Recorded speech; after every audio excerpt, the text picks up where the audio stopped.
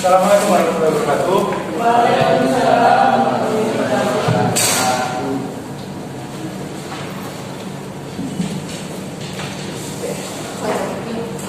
Sebelum kita mulai pelajaran pada siang hari ini ya, mari kita berdoa dulu.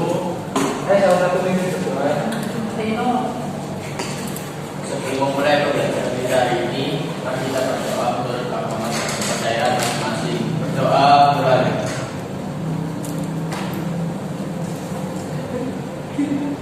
Berdoa selesai. Gimana kelas hari ini? Ngantuk, Pak. Aduh, ngantuk parah ya. Ya, soalnya sudah siang. Ya, oke. Gak apa-apa, nanti kita belajar sejarah. Nanti menteri jadi insya Allah gak ngantuk. Bentar ya. Ada yang absen? Bisa, Pak. Bisa. Bisa tuh. Kalau saya absen aja ya. Ya. Bentar.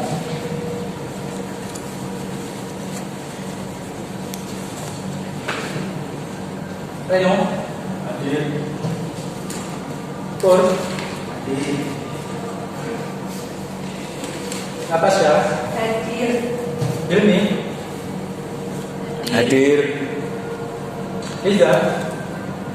Sakit, Pak. Sakit, Pak. Sudah berapa hari sakitnya atau baru tadi? 5 hari, Pak. Aduh, sakit. Sakit tipes. Tipes. Jadi rumah sakit. Belum tahu, Pak. Belum jenguk, Pak. Nanti ada agendan jenguk nggak? Gimana, Pak? Pokoknya aja, Pak. Mana ada kolaborasi? Mungkin besok. Besok. Oke. Apa ya? Kalau ya namanya sakit, kalau lama ya dijenguk lah. Iya, Pak. Oke. Ini yang CD-nya bisa. Bisa. Bisa.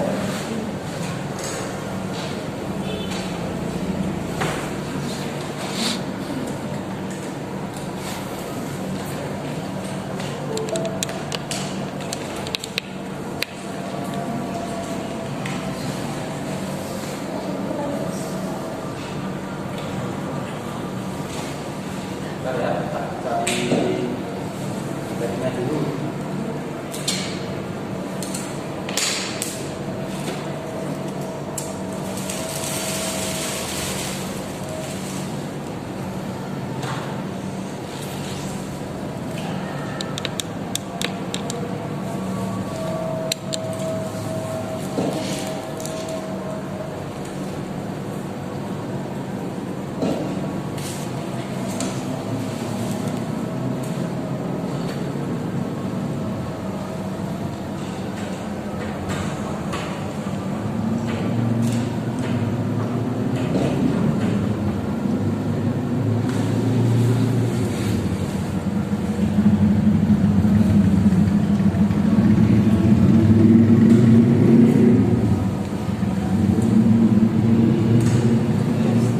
Sambil nunggu cari materi, mungkin ada dari teman-teman yang sedikit mau mengulas tentang materi kita pada minggu lalu tentang pergerakan masa pergerakan Indonesia dalam melawan penjajah. Mungkin ada yang sedikit ngasih tanggapan kayak entah itu pengemburan, entah apa, terserah teman-teman.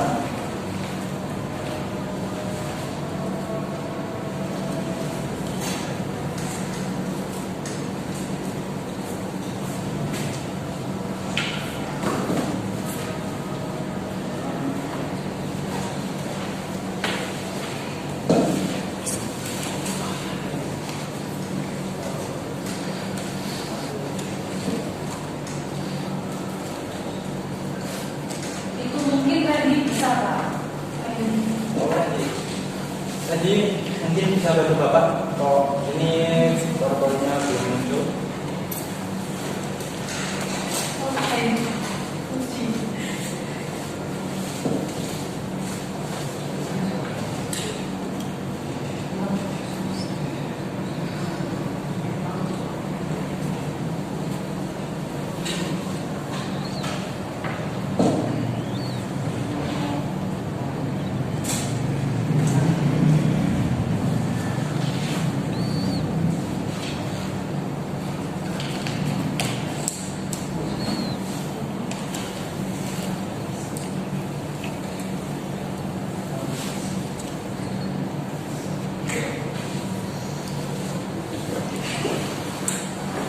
kita masuk ke materi kita ya. Materi kita pada pertemuan kali ini yaitu perjuangan bangsa Indonesia pada awal kemerdekaan, khususnya tahun 1945 dan sampai dengan 1949. Ada yang tahu? Ada kejadian apa saja saat tahun 45 sampai 49 pasca kemerdekaan masih dikumandangkan?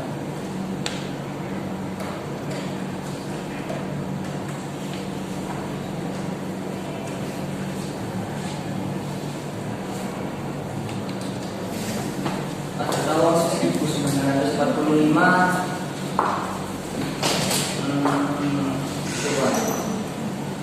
proklamasi kan, Ya, masih setelah proklamasi tidak berlangsung lama, ada kejadian agresi militer Belanda. salah satunya ada agresi militer Belanda 1 dan 2. Nah, untuk lebih lanjutnya kita akan membahas pada materi ya.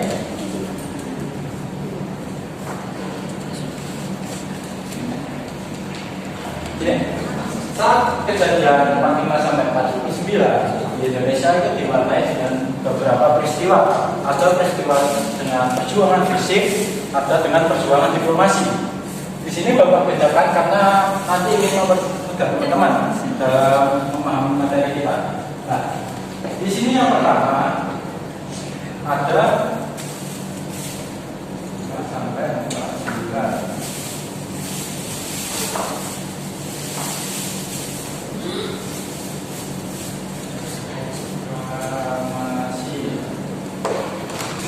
Nah, setelah proklamasi ini pihak dari Belanda merasa belum menyepakati adanya kemerdekaan di Indonesia atau dulu dikenal dengan Hindia Belanda.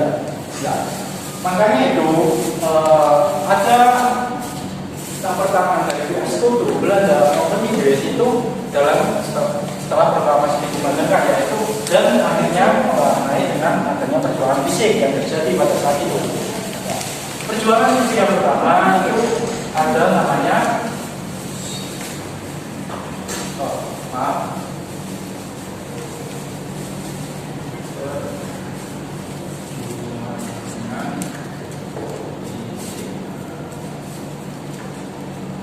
perjuangan fisik yang pertama itu ada menemukan dan area.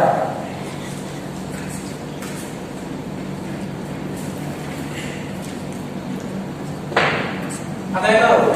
Ada yang bisa menjelaskan pertemuan medan area itu apa?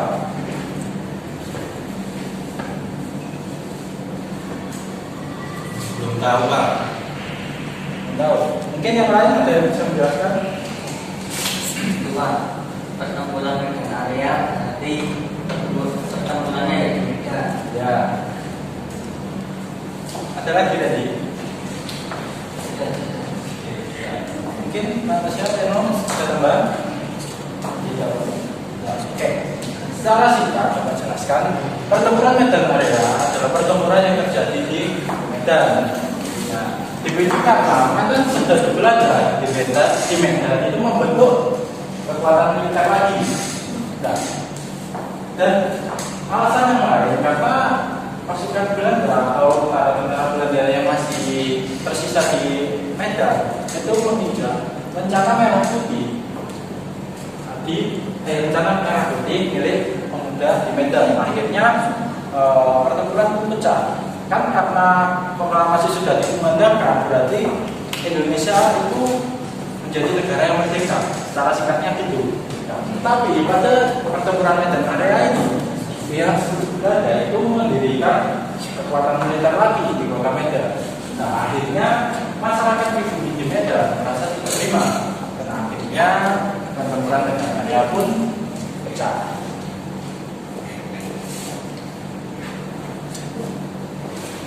Nah, di pertempuran Medan area sendiri itu dimenangkan oleh Belanda.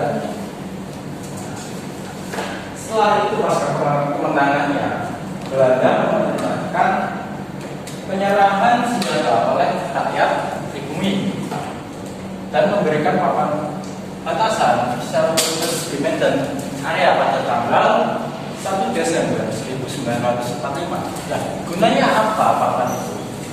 Nah, papan ini guna untuk membatasi gerak-gerik dari masyarakat Kota Medan. Pertempuran Medan Area berakhir pada tanggal 10 Desember 1945 dengan adanya gencatan senjata dari pihak pribumi di Medan dan pihak Belanda. Yang kedua, ada pertempuran 5 hari Semarang. 5 hari Semarang.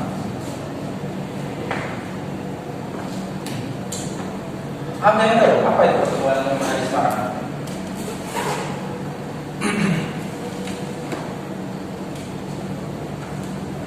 Ya, itu Pertempuran yang terjadi di hari di Semarang ya, karena disebabkan oleh larinya tentara Jepang dan tewasnya Dr. Karyadi. Nah, tewasnya ini karena ditembak oleh tentara Jepang saat melakukan tugasnya. oke. Bagus sekali ya dari Reno. Ya, memang benar pertempuran 5 hari Semarang ini terjadi di Semarang selama kurun waktu 5 hari. Nah, dalam pemicu peperangan ini yaitu larinya serbu dari Jepang dan terbunuhnya dokter di Semarang yang sedang menjalankan tugasnya. Saat peraturan keluar itu ada 2 peraturan yang sangat sakral, yaitu dilarang membunuh atau melukai tenaga medis. Yang kedua, dilarang untuk membunuh dan melukai rakyat. Dan dilakukan saat pertempuran 5 hari Semarang ini pemicunya adalah penyerangan atau membunuh tenaga medis yang di sana akhirnya perang 5 hari itu ini pecah. Pertempuran ini berakhir dengan perundingan, tapi perundingan itu tidak berakhir karena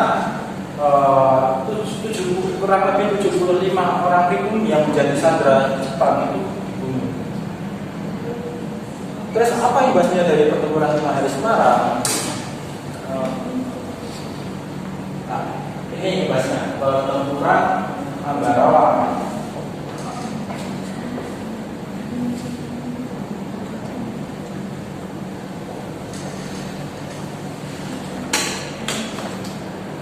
Pertempuran Ambarawa. Pertempuran yang saya jelaskan sedikit. Pertempuran Ambarawa ini pertempuran yang saya rasa cukup terkenal, Pak.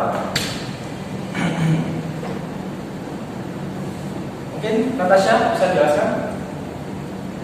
Itu Pak, pertempuran Ambarawa itu mencuat ketika setuju 3 dilakukan Semarang pasca pertempuran dari Semarang. Sudah tambahan? Sudah Pak. Sudah. Mungkin teman-teman lain ada tambahan dari argumen dari Natasha? Polisi Pak Ijen juga sama Pak. Oh iya.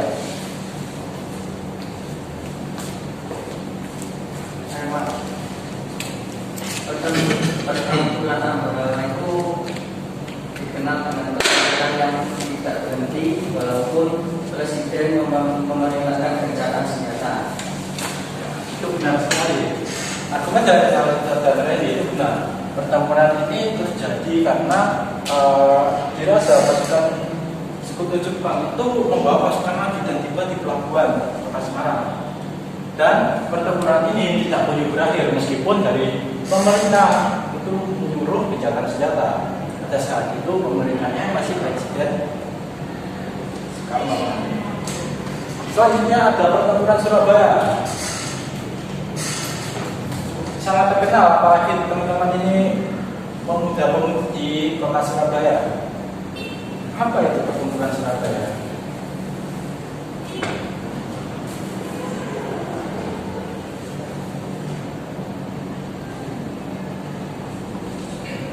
Pertempuran Surabaya dikenal dengan pertempuran 10 November yang melawan tentara Inggris dan menewaskan Jenderal Malabi. Pertempuran Surabaya ini adalah pertempuran yang terjadi di Kota Surabaya, lebih tepatnya di Jembatan Merah dan Hotel dari Yamato. Nah, ada dua peristiwa penting di pertempuran Surabaya. Yang pertama di Jembatan Merah, yaitu terbunuhnya Jenderal Malabi oleh pasukan rakyat di bumi Surabaya dan sekitarnya. Yang kedua ada peristiwa di Hotel Yamato, yaitu penyobekan bendera Belanda. Bendera Belanda yang menjadi bendera Indonesia, yang dimana dalam bendera Belanda itu warna biru, dalam bendera Belanda disebutkan oleh masyarakat di sini. Nah, pertempuran ini terjadi itu sekitar tanggal 29 sampai tanggal 29 Oktober sampai 9 November, dan pertempuran ini berakhir tanggal 10 November 1945 dengan puncaknya yaitu kekalahan masyarakat pribumi, di mana pada pertempuran itu masyarakat pribumi Surabaya digempur habis-habisan dari darat, laut maupun udara. Selanjutnya ada peristiwa Bandung Lautan Api. Bandung Lautan Api ini terjadi karena peluncuran senjata Jepang dan pembebasan tawanan Belanda, disusul keamanan warga di Bandung yang terganggu. Pada tanggal 21 November 1945, TKR dan pejuang Indonesia itu menyerang Inggris yang berada di Bandung Utara. Tahu kan TKR singkatan dari apa?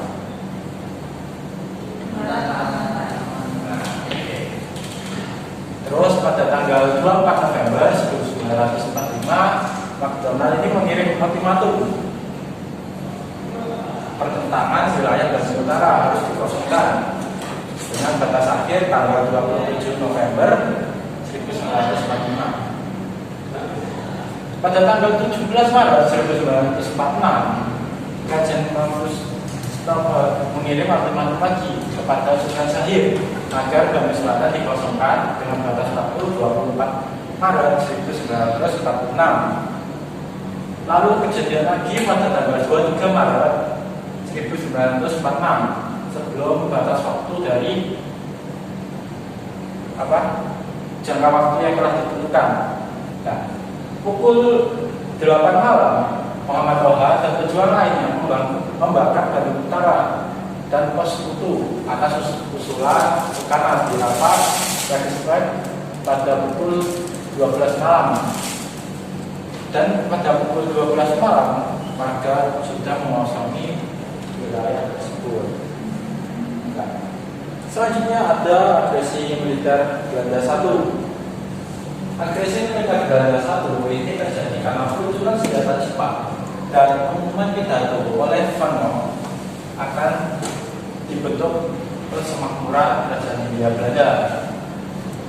Nah, dan juga ini terjadi karena Jepang menyerah tanpa syarat dan meninggalkan Indonesia dengan kekalahan pada Perang Dunia II. Pada tanggal 15 Juli 1947, Van Gogh mengirim ultimatum agar pasukan Republik Indonesia mundur dari garis demarkasi sejauh 10 km. Tujuannya apa? Supaya Jenderal Van Gogh ini tidak menginginkan pertempuran lagi. Tetapi cara yang dilakukan oleh Van Gogh ini dirasa salah. Karena apa? Mereka melakukan agresi militer lagi setelah Indonesia melakukan proklamasi. Nah, pada tanggal 21 Juli agresi militer Belanda 1 pun dimulai. Setelah dimulai, banyak sekali korban yang berjatuhan.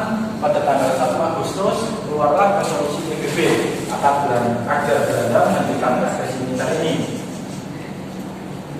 Nah, pada tanggal 15 Agustus Belanda akan menerima resolusi PBB atas PBB dan desakan dunia internasional untuk mendatangani perjanjian Madrid. Ini sangat berkaitan ya, agresi militer 1-2 dengan perjanjian-perjanjian yang ada. Nah, ini selanjutnya ada agresi militer Belanda 2 yang terjadi karena pengkhianatan perjanjian Grenville.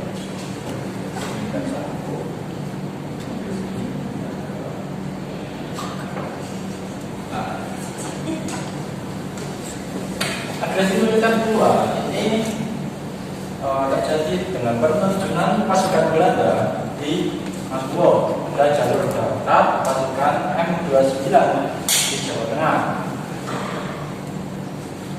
Nah, apa akibat dari perjanjian ini kan?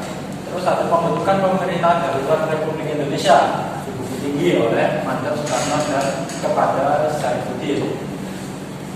Keberhasilan pasukan Belanda menangkap Soekarno, Hatta, Besarnya dan pemimpin lainnya kemudian dihasilkan menjadi puncak dari agresi militer kedua ini dengan Yogyakarta dikuasai oleh mereka. Terus ada serangan 1 Maret. Nah, ini kalau serangan 1 Maret ini terjadi saat Konsulat Pro ini membahas tentang bangsa Indonesia atas agresi militer Belanda. Tetapi ini banyak sekali bertentangan dan akhirnya perjanjian serangan 1 Maret ini menghasilkan perjanjian Rem yang ditandatangani oleh pihak Amerika. Terus ini ada hubungan diplomasi ya yang saya katakan nanti. Nah, hubungan diplomasi pertama Indonesia yaitu pengakuan jujur oleh Mesir dan negara-negara Islam lain. Terus ada namanya perjanjian Tinggarjati. Perjanjian Tinggarjati ini dimulai di Jawa Barat pada tanggal 11 sampai 15 November 1946. Melalui perundingan ini, Indonesia dan Belanda membahas soal status kemerdekaan Indonesia. Isi perjanjian Tinggarjati ini yaitu 1.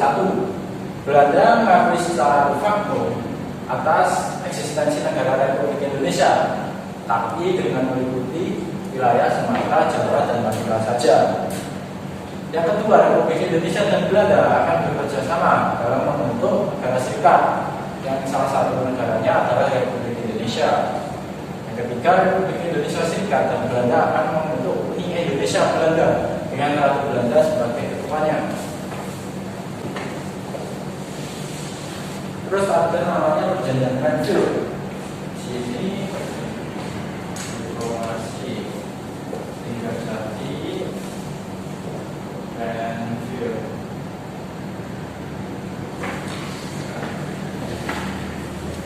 Perjanjian Grenville ini terjadi pada tanggal 1 Agustus 1947, di mana keamanan Perserikatan Bangsa-Bangsa mengeluarkan revolusi sebuah kejahatan senjata antara Belanda dan Indonesia, yang dimana tadi sudah saya jelaskan ya saat agresi militer Belanda 1.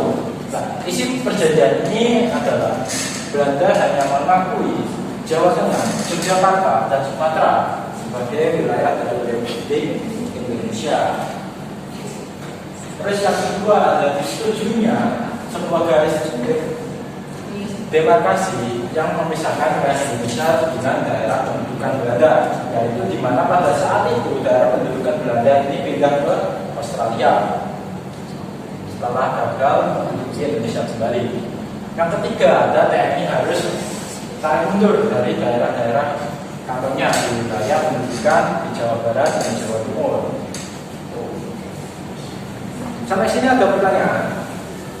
Saya Pak. Ya. Tapi yang tadinya pertempuran apa ya? Pasukan M29. Pasukan M29 agresi militer 2. Pasukan M29 sendiri ini di apa ya? Kayak dinamai di pasukan Belanda pada saat itu. Yang dimana pasukan Belanda selain Martat Korps itu mengirim pasukan M29 untuk menguasai Indonesia kembali pada agresi militer Belanda 2. Tuh. Ada lagi yang memiliki pertanyaan? Belum. Oke. Setelah itu ada namanya perjanjian Ryan.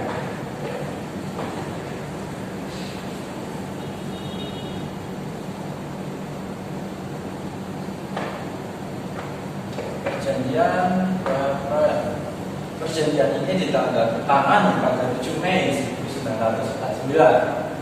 Nah, perjanjian ini memiliki isi untuk mempertegas kesediaan berdamai antara dua belah pihak, yaitu Indonesia dan Belanda. Nah, makanya perjanjian ini terdiri dari dua isi. Yang pertama adalah untuk Indonesia dan untuk Belanda. Yang untuk Indonesia sendiri, yang isinya satu, mengeluarkan pemerintah kepada pengikut republik yang bersenjata untuk menghentikan perang gerilya, yaitu kayak Jenderal Sudirman dan sebagainya. Nah, terus yang kedua ada bekerjasama mengembalikan perdamaian dan menjaga ketertiban dan keamanan. Yang ketiga turut serta dalam konferensi meja bundar atau KMB untuk mempercepat penyerahan kedaulatan yang sungguh lengkap kepada negara Indonesia Serikat yang tidak bersyarat. Untuk Belanda sendiri, yaitu Belanda menyetujui kembalinya pemerintah RI ke Yogyakarta, yang dimana pada agresi militer kedua Yogyakarta kembali dikuasai oleh Belanda. Yang kedua, menjamin penghentian gerakan-gerakan militer dan membebaskan semua tahanan politik. Yang ketiga, tidak akan mendirikan atau menguasai negara-negara yang ada di daerah yang dikuasai Republik Indonesia sebelum tanggal 19 Desember 1948. Menyetujui adanya Republik Indonesia sebagai bagian dari negara Indonesia Serikat. Dan yang terakhir, berusaha dengan sungguh-sungguh supaya KMB segera diadakan dan setelah itu pemerintahan Republik kembali ke Yogyakarta. Yang terakhir ada KMB, Konferensi Meja Bundar. Nah, KMB sendiri ini diadakan oleh pemerintah, diadakan oleh PBB. Nah, pertempuran ini terjadi di Den Haag, Belanda pada tanggal 23 Agustus sampai 2 November 1949. Nah, pada konferensi meja bundar dihadiri oleh perwakilan Indonesia pada saat itu, tidak semua. Nah, dihadiri oleh perwakilan ini adalah pada bulan Hatta, Sultan Syahrir, dan sebelumnya Agus Salim kalau tidak salah itu. Sama. Tapi pada nah, yang dari Belanda juga menghadirkan beberapa tokoh. Nah, tujuan diadakannya KMB ini adalah untuk mengakhiri perselisihan yang terjadi antara Belanda dan Indonesia dengan hasil satu, Belanda menyerahkan kedaulatan kepada Republik Indonesia Serikat pada akhir Desember 1949 untuk dibentuk Uni Indonesia Belanda. Dan Uni tersebut Indonesia dan Belanda akan bekerjasama. Indonesia dan Belanda memiliki kedudukan sederajat, jadi tidak ada negara koloni dan negara jajahan.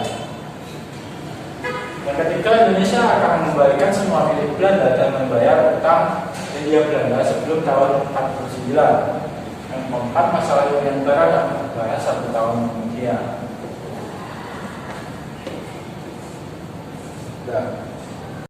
Nah, itu materi kita pada siang hari ini. Yang terakhir ada namanya konferensi meja bundar yang saya jelaskan tadi. Ya, di sini Bapak memiliki tugas individu ya untuk kalian.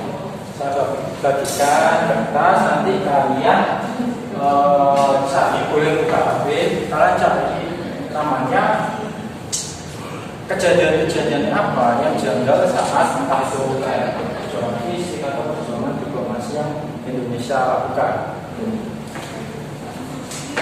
Saya nanti ya.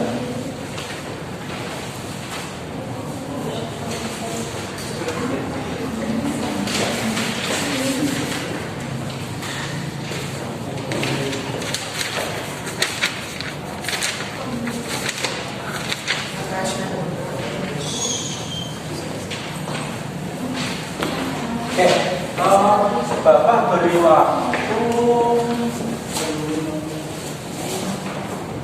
10 menit ya untuk mengerjakan ini. Nah, kalian cuma ambil satu kejadian dan itu kalian jelaskan.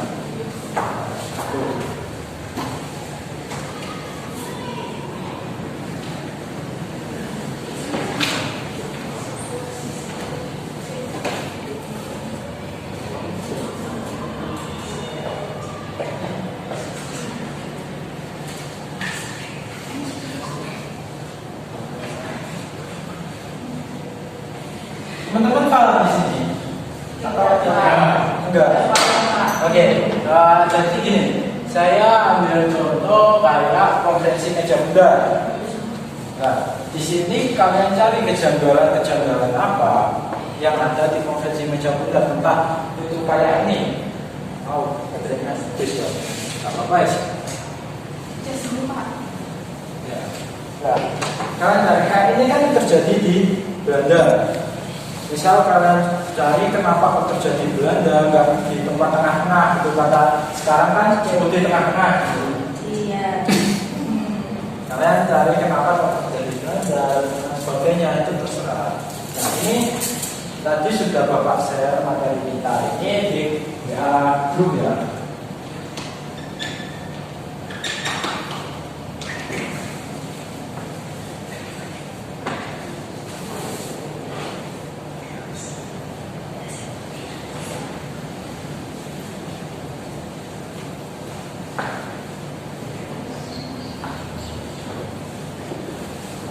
Menit cukup ya teman-teman.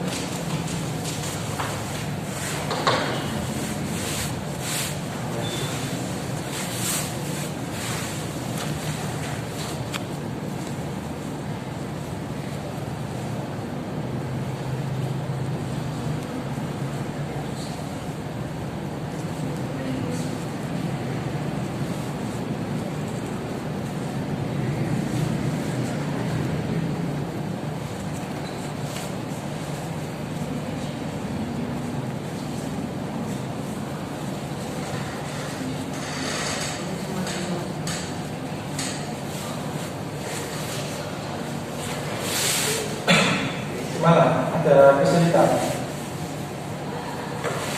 Enggak Pak. kurang 5 menit ya teman-teman. Ya, Pak.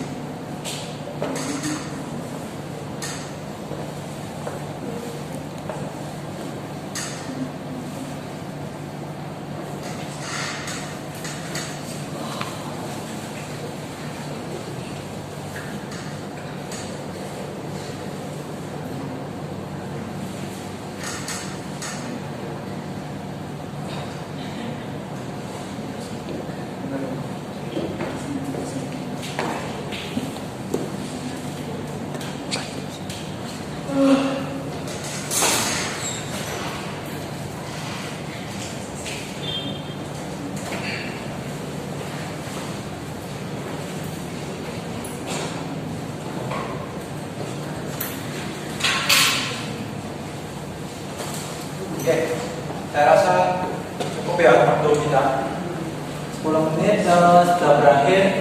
Saya minta teman-teman salah satu bisa maju ke depan untuk menjelaskan apa yang bukan. Mungkin siapa yang berani maju ke depan? Saya Pak. Oke, nanti silakan.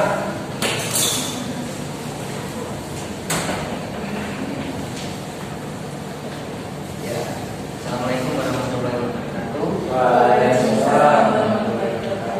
Saya akan presentasikan hasil tugas yang sudah saya kerjakan. Nama saya Randy, absen 43. Di sini saya memilih pertempuran Surabaya. Nah, pertempuran Surabaya ini kan dikenal dengan apa ya? Peristiwa Bung Tomo yang sedang pidato mengobarkan semangat para pemuda Surabaya. Nah, di sisi lain terdapat beberapa peristiwa yang seharusnya bisa diliput atau bisa diketahui oleh semua orang, yaitu tentang resolusi jihad yang ada di Surabaya pada tanggal 10 November. Nah, resolusi jihad ini merupakan peristiwa sakral yang diabadikan menjadi hari pahlawan. Nah, resolusi jihad sendiri dicetuskan pada tanggal 22 Oktober 1945 oleh Ketua Nahdlatul Ulama, yaitu Kiai Haji Hasyim Asy'ari. Nah, mengapa disebut resolusi jihad? Karena resolusi ini memfatwakan bahwa membela tanah air merupakan tindakan jihad yang hukumnya wajib bagi tiap-tiap orang yang bertempat pada radius 94 km yang berada di luar jalan itu juga berkewajiban membantu.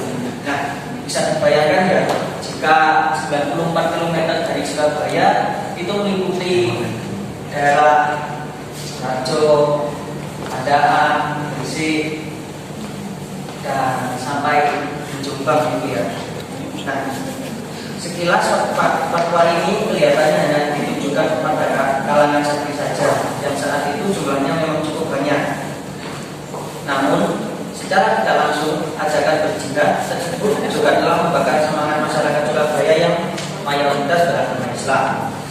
Nah, rupanya proses perusahaan resolusi jihad ini sudah disiapkan dengan matang sebelumnya.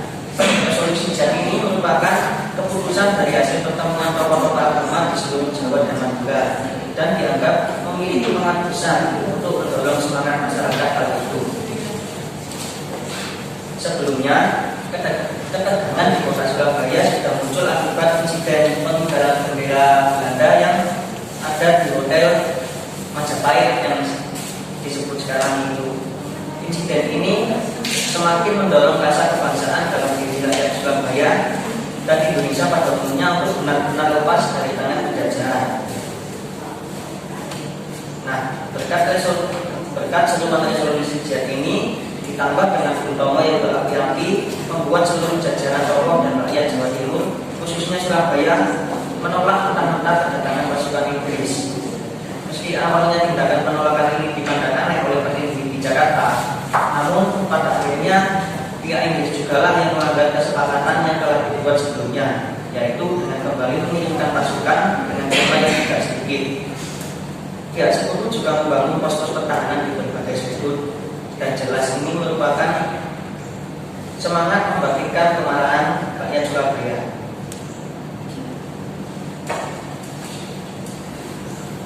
Nah, imbasnya pertempuran Maha Dahsyat ini telah membuka mata dunia bahwa negara Indonesia bukan boneka Jepang, melainkan sebuah negara merdeka yang mampu berdiri sendiri. Sekian dari saya. Wassalamualaikum warahmatullahi wabarakatuh. Waalaikumsalam. Terima kasih, Bos.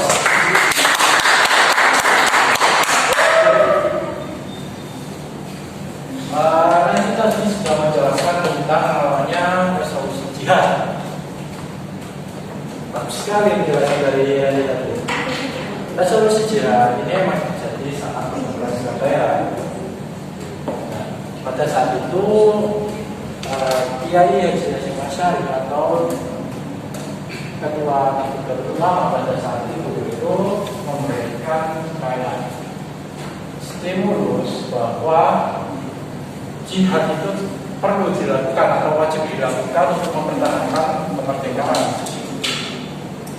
Nah, mempertahankan kemerdekaan sendiri sama saja dengan melakukan perang Badar yang dilakukan pada zaman Rasulullah.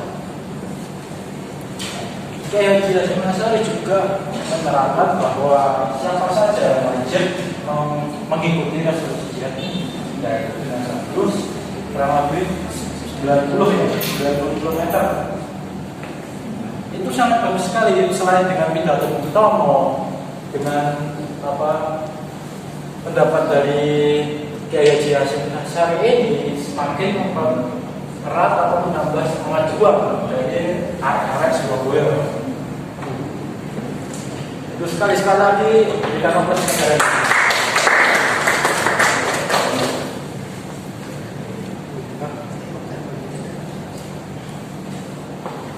negara. Ini materi kita pada siang hari ini ya. Teman-teman tadi sudah paham atau ada pertanyaan lagi tentang materi kita?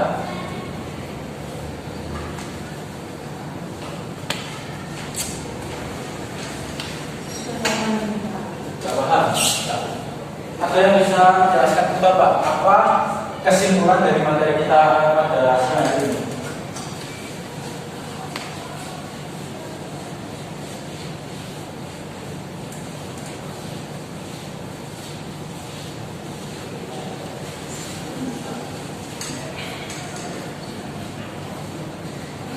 Mungkin meskipun bangsa Indonesia sudah melawan proklamasi dan ada pendudukan kemerdekaannya, tapi masih Indonesia itu masih berada di dalam belum koloni Jepang, masih belum merdeka sesungguhnya.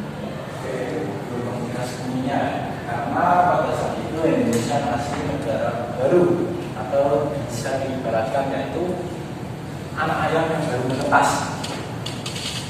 Ada lagi? Ada pertanyaan atau apa? Oke, kalau nggak ada, saya rasa pertemuan kita kali ini saya akhiri dengan tugas ya kepada kalian ya. Tugasnya saya jelaskan aja.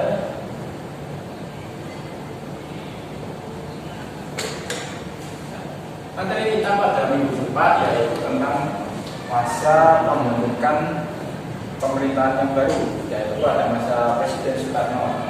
Nah, pada saat itu yaitu ada kabinet-kabinet yang berganti, terus ada namanya susunan kita. Nah, tugasnya ini kalian nama kabinet,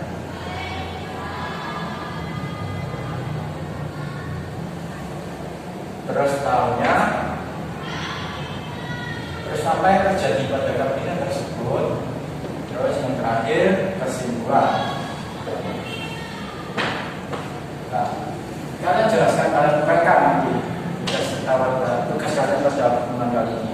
Untuk yang kita bahas pada minggu depan. Nah, saya rasa pertemuan kita pada siang hari ini cukup ya. Nah, kurang lebihnya kalian nanti bisa bekerjasama untuk tugas ini. Ya. Itu kelompok atau individu? Oh iya, Pak, ini tugas kelompok ya. Nanti untuk tes kelompok saya kira di grup WA ya. Oke. Pak, kamu bertanya, Iya. kapan ya Pak? Dimungkinkan minggu depan kalian menjelaskan tentang tugas kalian ini. Akan dipresentasikan, Pak. Kalau mungkin bisa dipresentasikan satu kelompok satu perwakilan untuk mempresentasikan. Kira-kira satu kelompok berapa orang ya, Pak? Oke. Kalian ini kan ada 36. Ya. Nah, kita bagi satu kelompok ada 4 orang, jadi kelompoknya ada 8. Nanti yang kurang bisa gabung ke kelompok yang lain. Nanti Bapak aktifkan kelompoknya. Atau kalian buat sendiri? Baik, Pak, tidak apa-apa buat sendiri. Oke, kalian buat sendiri ya. Ini tugasnya untuk minggu depan. Nah, ada lagi pertanyaan? Tulis tangan atau ketik, Pak? Terserah, kalian bisa ketik, bisa tulis tangan. Oke. Pertemuan kali ini saya akhiri. Bila ada kurang lebihnya saya mohon maaf. Assalamualaikum warahmatullahi wabarakatuh. Waalaikumsalam. Ada tapi loh. Iya.